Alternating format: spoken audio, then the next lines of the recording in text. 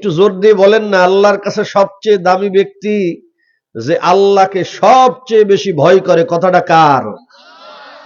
আল্লাহর কথার মধ্যে একটু সন্দেহ আছে। আমরা যদি দেখি আমাদের সমাজের মধ্যে রিকশাওয়ালা, আমাদের সমাজের মধ্যে ভ্যানওয়ালা, যারা মাঠে ঘাটে কাজ করে, শ্রমিক, এ আল্লাহকে ভয় করে মসজিদে দৌড়ায়, আল্লাহকে ভয় করে মুখের দাড়ি কাটে না, আল্লাহকে ভয় করার কারণে জেনা করে না, আল্লাহকে ভয় করার কারণে স্ত্রীকে বেপরদায় ছাড়ে না, অতটা রিক্সা চালায়। তাহলে এই রিক্সাওয়ালাও কি আল্লাহর কাছে সবচেয়ে সম্মানিত? কথা বলেন। অথচ দেখি বড় টাকাওয়ালা, বড় ক্ষমতাধর, এলাকার চেয়ারম্যান, নামাজ নেই, রোজা নেই, পর্দা নেই, পুরশিদা নেই, সমস্ত আকামের হেডমাস্টার, চুরি করে খাইতে খাইতে কোটি টাকার মালিক। কিন্তু দেখা যায় আমাদের সমাজের মানুষগুলা সম্মান করে তারে বেশি। তো রিক্সাওয়ালা, ওর কোনো দাম নাই, কিন্তু ওই ঘুষখোরের দাম আছে, ওই চোরের দাম আছে। কদলার মুসলমান, আপনারা দাম দিতে পারেন, আপনাদের নেতা হতে পারে, কিন্তু আল্লাহর কাছে সে একটা চোর। কি সবাই যে ঠিক কইল না? আল্লাহর কাছে চোর, কি ঠিক না ভাইরা আমার? আল্লাহর কাছে যার কোনো দাম নাই, মুসলমানের কাছেও তার কোনো দাম নাই, কি ঠিক না? কোন মুসলমান চোররে সম্মান করতে পারে না, কি পারে না? পারে না। আল্লাহ পাক আমাদেরকে সহি বুঝ আল্লাহ পাক দান করুক, সকলে বলি আমিন। ভাইরা আমার, তো দেখা যায় এই সমস্ত মাহফিলে স্বাভাবিক যারা আল্লাহকে ভয় পায় তারাই একটু আসে বেশি, ঠিক না?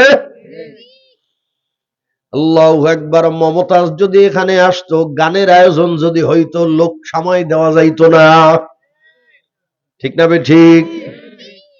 কিন্তু ওই মজলিসের কোনো দাম নাই। ও মুসলমান, এত দামি মজলিস, এত দামি মজলিস, নবী আমার বলেন যারা এখানে বসবে আল্লাহ পাক তাদের জিন্দেগীর গুনাহ মাফ করে দেবে।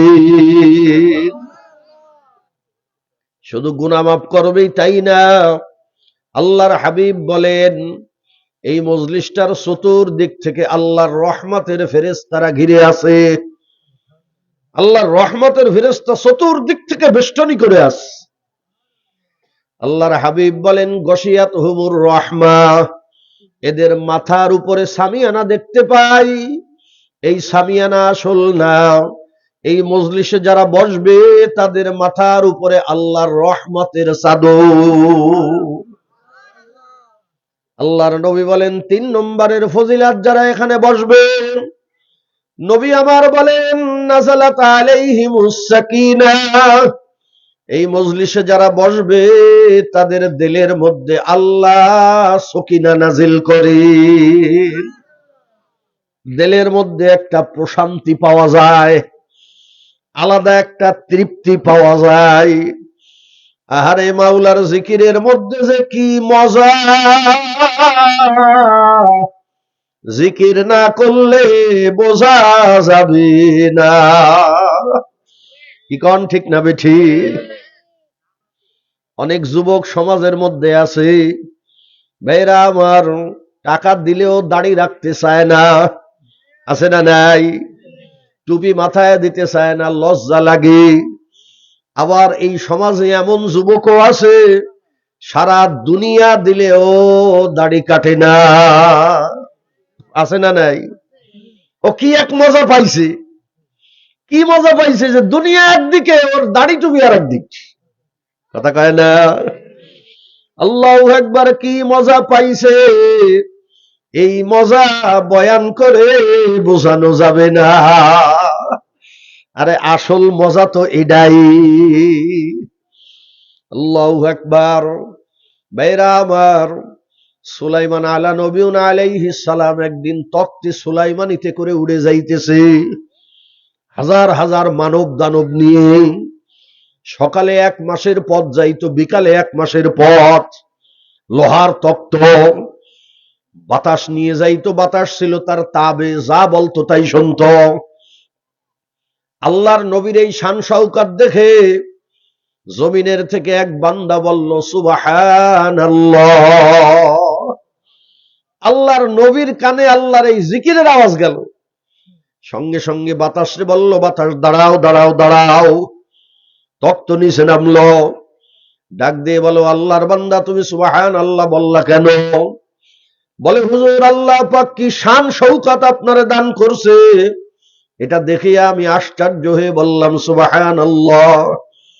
নবী আমার ডাক দিয়ে বলেন, ও আল্লাহর বান্দা, তুমি জানো না আমি তখ্তে সুলাইমানের যে মূল্য, তোমার একটা সুবহানাল্লাহর মূল্য তার চেয়েও বেশি। আল্লামা খাকানি রহমাতুল্লাহ আলাইহি বলেন, আল্লাহ আমি 30 বছর পর্যন্ত তালাশ করছি দুনিয়ার কোন কাজের মধ্যে শান্তি, কোন কাজের মধ্যে শান্তি।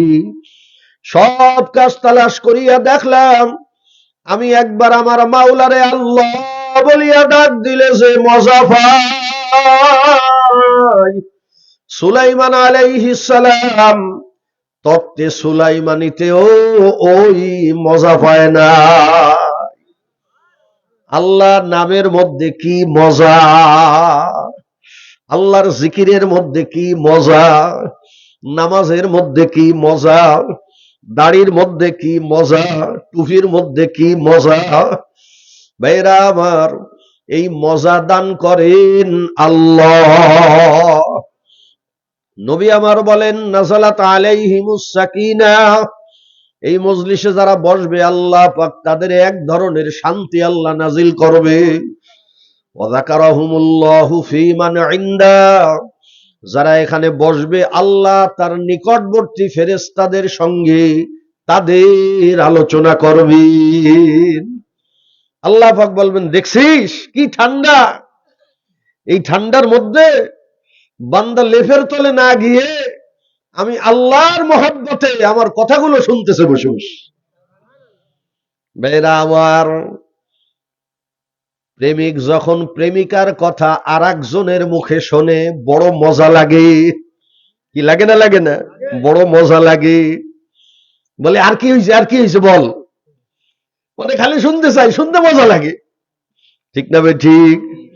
আল্লাহু আকবার, আল্লাহর আশিকের দল মাশুকের কথা আর একজনের মুখে শুনতে বড় মজা লাগে। আল্লাহু আকবার। নবীরা ছিলেন 1 নম্বর কাতারের আশিক। হযরত ইব্রাহিম আলাইহিস সালাম, ইব্রাহিম আলাইহিস সালামের ঘরের দরজায় গিয়ে এক ফেরেশতা ডাক দেয়, আল্লাহু কারীম। ইব্রাহিম আলাইহিস সালামের কানের মধ্যে মাওলার নাম যখন চলিয়া গেল, এত মজা, ডাক দিয়া বলে, কে আমার মাশুকের নাম নিল? বলে, আমি দিছি, আমি। বলে, ভাই খুব ভালো লাগছে, আরেকবার একটু বলো না। আরেকবার যে বলবো, আপনি দেবেন কি আমারে? কি দেবেন আমারে? বলে, এই যে গরু বাছর যা দেখতেছো সব তোমারে দিয়ে দেবো, আরেকবার একটু বলো। আবার ডাক দিল, আল্লাহু কারীম। হযরত ইব্রাহিমের কাছে আরো মজা লাগলো, কারণ নাম তো হইল মাশুকের। কার নাম? কথা কয় না। আল্লাহর নাম। আল্লাহ তো আমাদের প্রেমাস্পদ, আল্লাহ আমাদের মাশুক, আমরা আশিক। কি আল্লাহরে মোহাব্বত করি না? কথা কয় না। আল্লাহরে ভালোবাসেন না, বাসেন না? আল্লাহ পাক বলেন, ঈমানদারেরা আমি আল্লাহরে সবচেয়ে বেশি ভালোবাসি। বলতেছে, ভাই খুব মজা লাগছে, আর একবার একটু বলো। এবার দেবেন কি? কয়, আমার যত জমি জাতি আছে সব তোরা দিয়ে দেবো, আরেকবার বল। আবার মাওলার নাম নিল, মজা লাগলো, বলে আরেকবার বলো। বলে, এবার দেবেন কি? আপনার স্থাবর অস্থাবর কিছুই নাই, বলে আমি তোমার গোলাম হয়ে থাকবো সারা জীবন। আর একবার শোনাও। ডাক দিয়ে বলে, ও আল্লাহর খলিল, আমি কোনো মানুষ না, আমি আল্লাহ পাকের ফেরেশতা। তোমার দিলের মধ্যে মাওলার মহাব্বত কেমন পরীক্ষার জন্য আসছিলাম। আসো তোমার মাওলার নাম মজা করিয়া শোনাই। আহারে মাওলার মধ্যে যে কি মজা, আশিক ছাড়া বুঝবি না। বেরা আমার, নাবালেগের সামনে বিয়ের ফজিলাত বললে ওর মধ্যে কোনো অনুভূতি হয় না, হয় নাকি? জোরে কন। ও তো বোঝে না বিয়ের কি মজা। কিন্তু যে বালেগ হইছে সে মজা পায় না, পায় না? ঠিক আল্লাহর ইশক মোহাব্বত যাদের মধ্যে নাই, তারা মাওলার ইশকের মোহাব্বতের বয়ান শুনলে মজা লাগে না। আল্লাহ তৌফিক দিক আমাদেরকে, আল্লাহর আশেক আল্লাহ বানায় নিক। জোরে কোন আমিন। ভাইরা আমার, আজকে মহিলা মাদ্রাসার মাহফিল, মা বোনেরাও এলাকায় আসছেন অনেকে। এই জন্য আল্লাহ পাকের কালামের নারীদের সম্বলিত কিছু আয়াতে কারিমা আমি আপনাদের সামনে তেলাওয়াত করছি। মা বোনদের উদ্দেশ্যে কিছু কথাবার্তা বলবো, আপনারা বেজার হবেন নাকি? বুঝে শুনে বললেন। মাহফিল করতেছি আমরা, দাওয়াত দিলাম আমরা, আর বয়ান করবো বিটি গো, এরকম কথা বলবো নাকি? আমাদের ঘরের মা বোনেরা যদি দিনদার হয়ে যায়, আল্লাহওয়ালা হয়ে যায়, তাহলে ওই ঘরের স্বামী ভালো হইতে বাধ্য। জোরে আওয়াজ দেন, ঠিক না বেটি? যেই মা ভালো, তার পেটের ছাও ভালো, ঠিক না? ঘরের মা যদি দিনদার হয়, আল্লাহওয়ালা হয়, স্বামী আল্লাহওয়ালা হয়, ছেলে মেয়ে আল্লাহওয়ালা হয়, ঘরটা আল্লাহওয়ালা ঘর হয়ে যায়, ঠিক না? ভাইরা আমার, এই জন্য আল্লাহ পাক রব্বুল আলামিন কোরআন ও পাকের মধ্যে বিভিন্ন স্থানে নারীদেরকে সম্বোধন করে বিভিন্ন কথা আল্লাহ পাক বলছেন। আমি যে আয়াতে কারিমাগুলা তেলাওয়াত করছি, এর মধ্যেও কিছু কথাবার্তা আল্লাহ পাক বলছেন।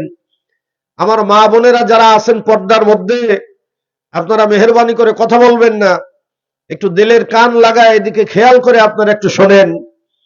আমি আপনাদের সম্পর্কে কিছু কথাবার্তা বলবো।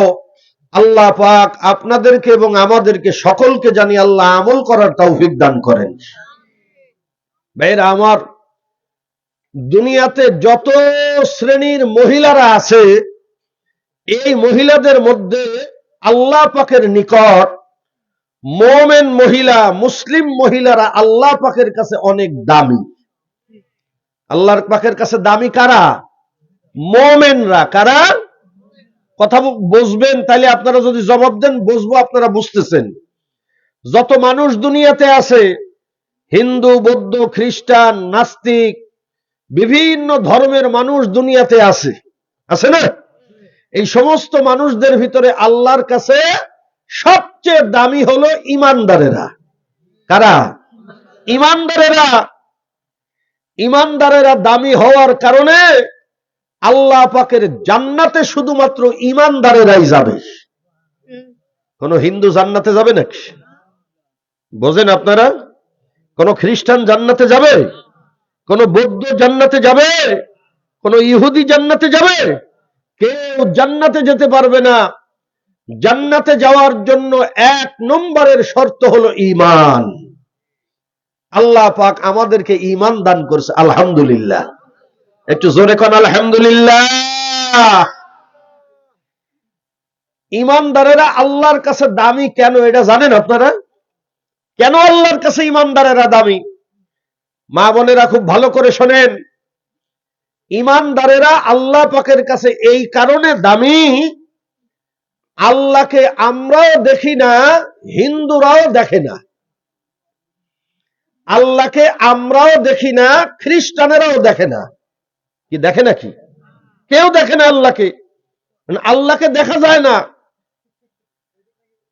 তো আল্লাহকে না দেখে যে বিশ্বাস করবে তার নাম ঈমানদার। এই কেডাই পাশে তুমি কথা বলে না বাবা। আল্লাহকে না দেখে যে বিশ্বাস করবে সে কি ইমানদার। আচ্ছা বলেন তো দেখি, আপনাদের এলাকায় হিন্দুরা আছে না? কোন একজন হিন্দু আজ পর্যন্ত কি বলছে নাকি যে আল্লাহ নেই? না।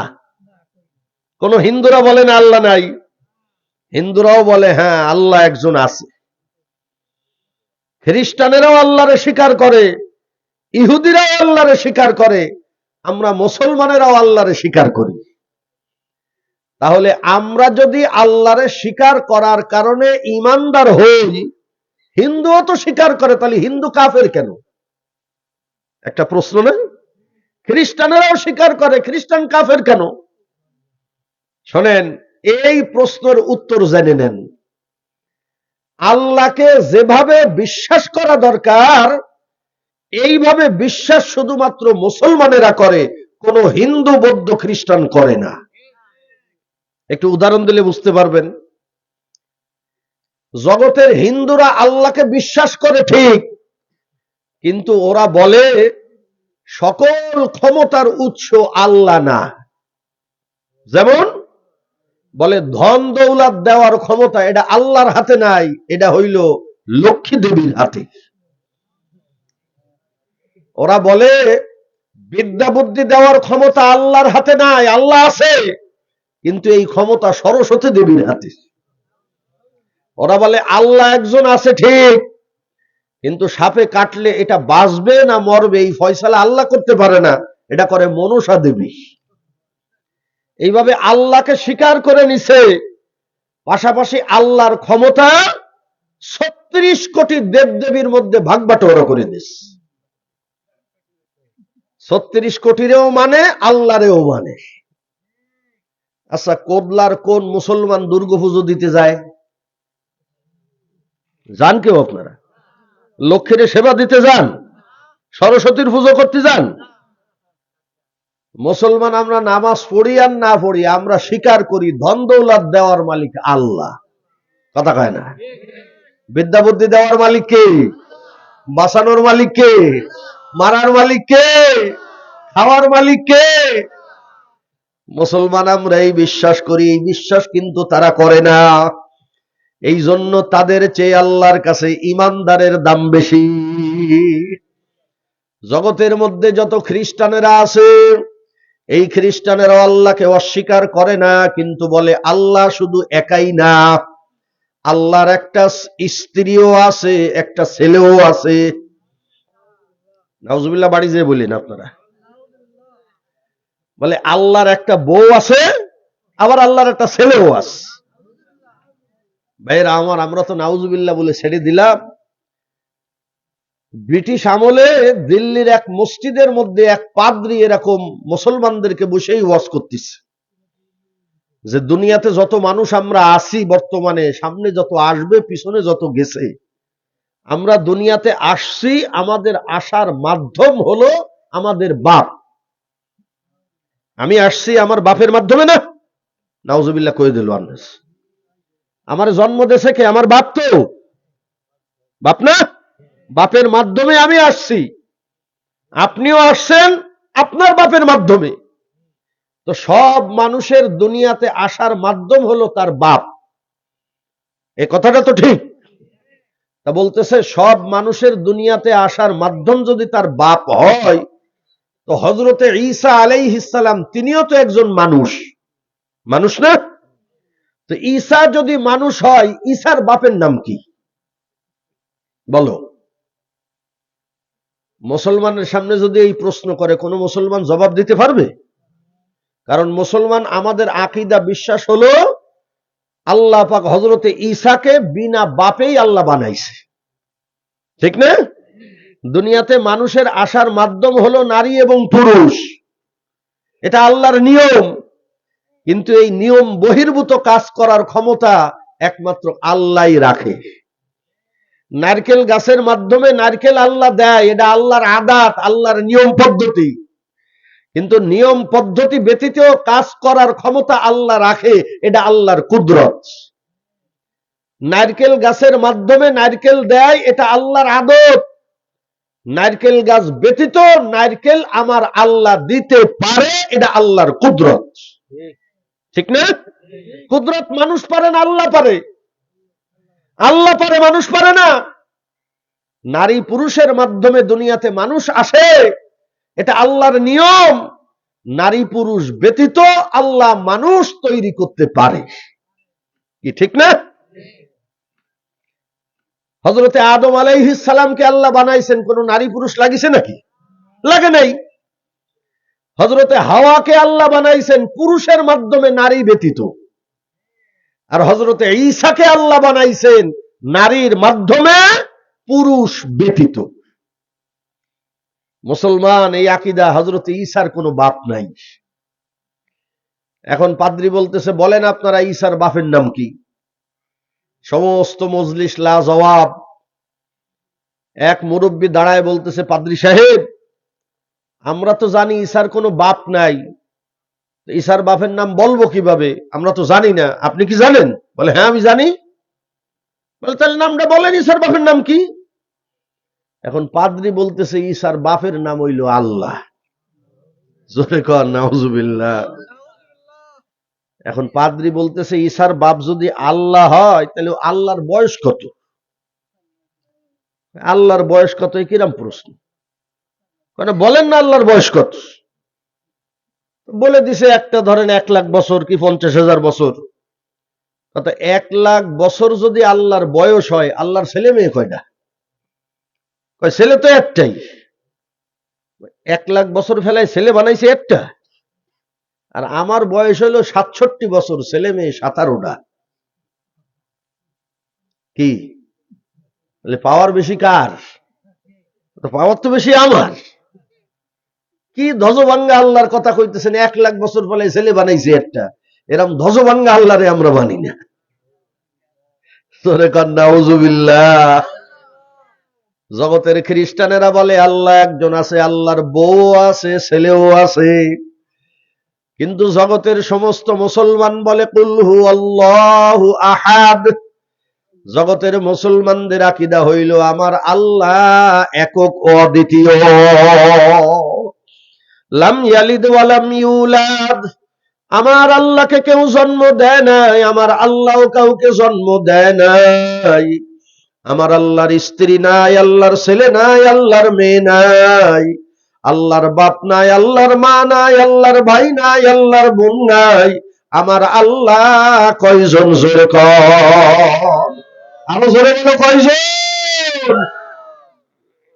ওয়াকালাতিল ইয়াহুদু উযাইর ইবনুল্লাহ।